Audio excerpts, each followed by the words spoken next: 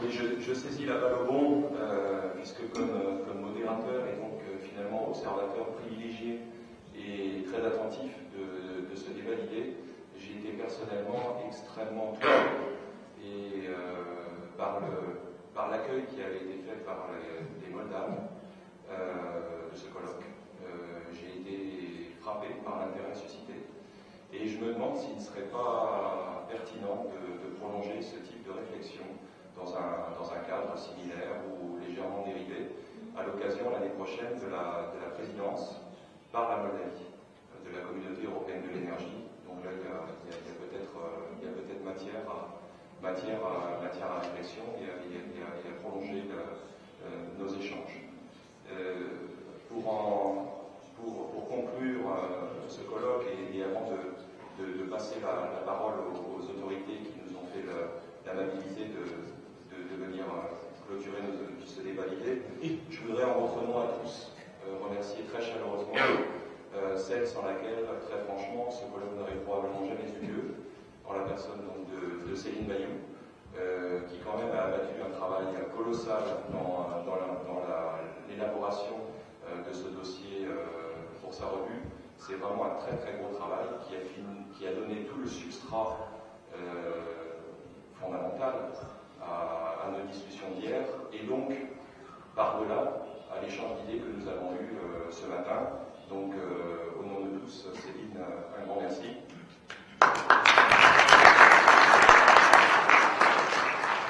Un remerciement aussi très appuyé à l'ensemble des intervenants, qu'ils soient moldaves ou non moldaves, parfois venus de loin dans des conditions un petit peu difficiles. Et un remerciement en votre nom à tous, parce que nous en avons tous profité à un moment ou à un autre. Remerciement très appuyé aux interprètes qui ont fait un travail extrêmement délicat, je tiens à le dire. D'une part parce que les débats ont été parfois techniques et on fait appel à un champ lexical qui n'est pas très traditionnel. Et d'autre part parce que malheureusement, dans la configuration logistique actuelle, les interprètes ne voyaient absolument pas la salle et donc ont travaillé en aveugle. Elles ont accompli un travail remarquable et au nom de tous, vraiment, je les remercie chaleureusement.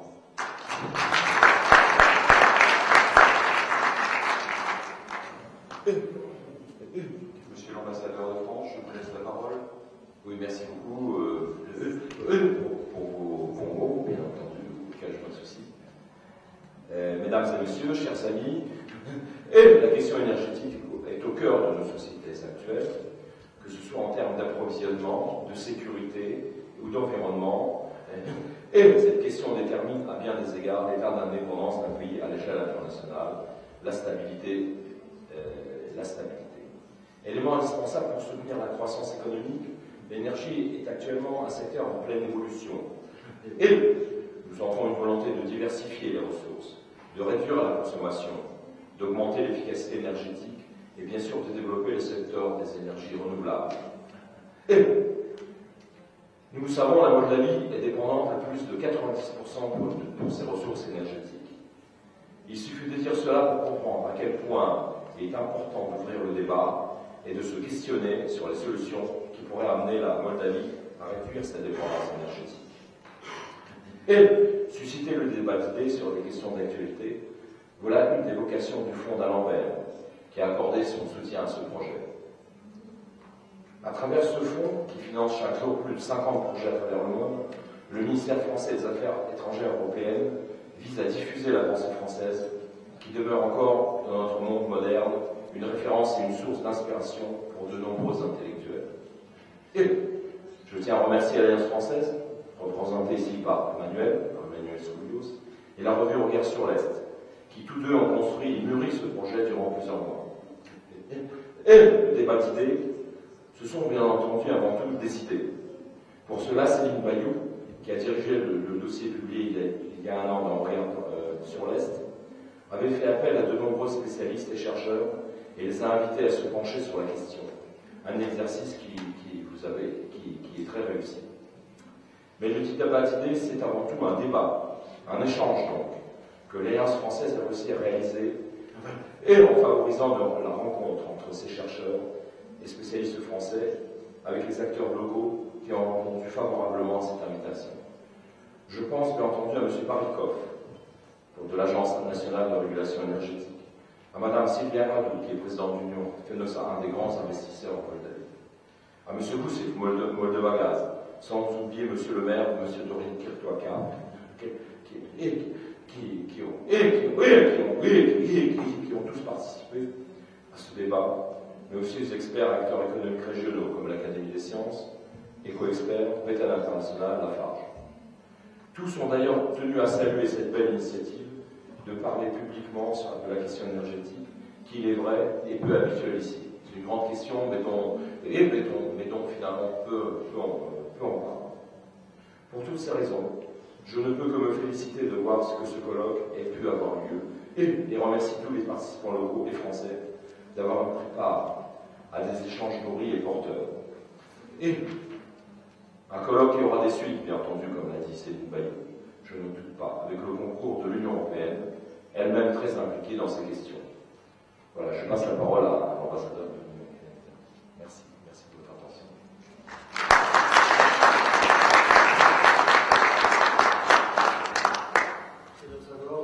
Merci, mesdames et messieurs, chers collègues.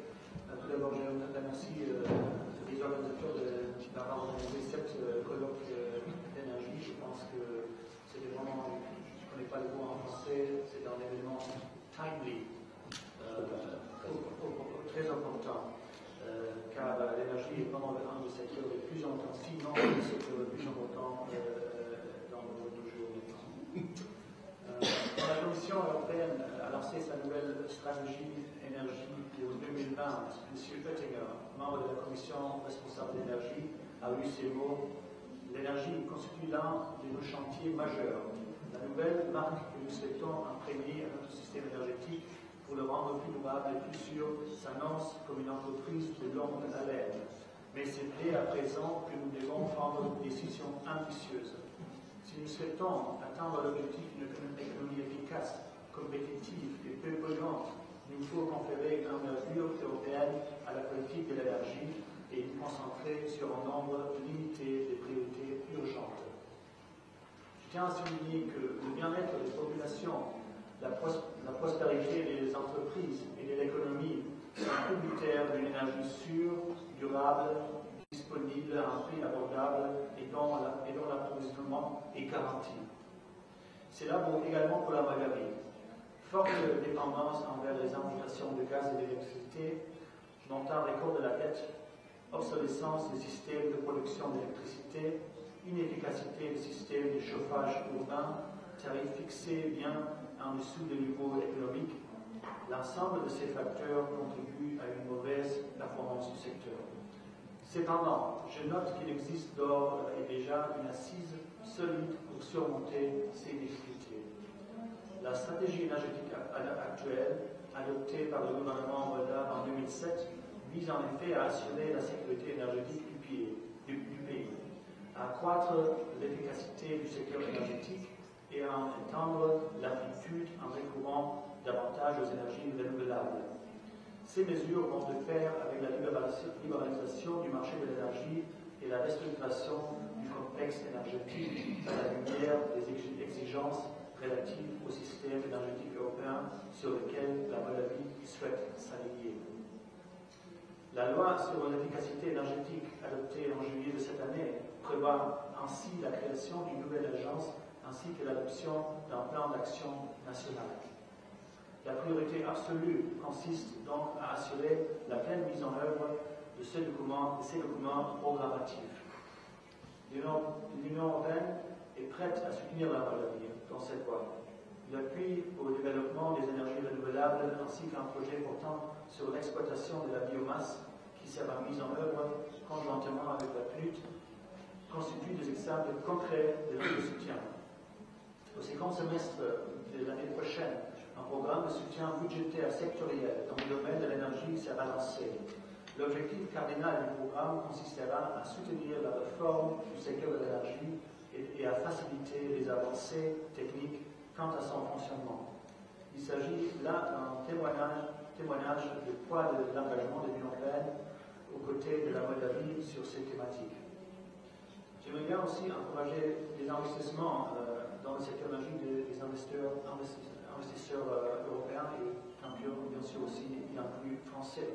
Je peux vous assurer qu'on travaille ensemble avec le gouvernement moldave à améliorer les conditions et le climat d'investissement dans le pays. Enfin, permettez-moi de conclure en faisant le vœu que la relève poursuive le chemin entamé dans cette voie et de souhaiter un plein succès à la future présidence de la communauté énergétique de l'année prochaine, comme c'était déjà mentionné dans les mots de conclusion. Je vous remercie de votre attention et encore une fois, un grand merci d'avoir organisé cette conférence très utile. Merci.